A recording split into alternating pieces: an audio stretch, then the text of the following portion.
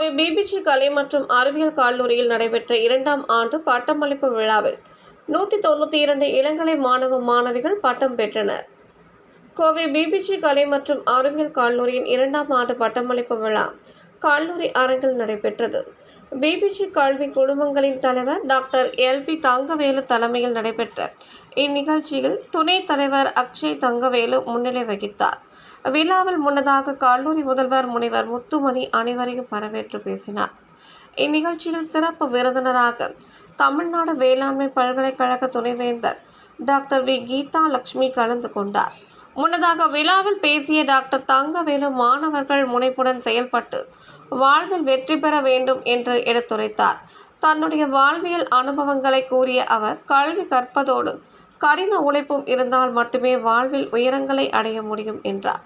தொடர்ந்து நிகழ்ச்சியின் சிறப்பு விருந்தினர் டாக்டர் கீதா லட்சுமி பேசுகையில், மாணவ மாணவிகள் கல்வி கற்கும் போது அவர்களின் எதிர்கால வளர்ச்சியில் ஆசிரியர்களின் முக்கியத்துவம் குறித்து பேசிய அவர், அதேபோல எந்தவித எதிர்பார்ப்புகளும் இல்லாமல் தனது பிள்ளைகளின் வளர்ச்சியை பற்றி மட்டுமே சிந்தனை செய்யும் பெற்றோர்களையும் நினைவில் கொள்ள வேண்டும் என்றார்.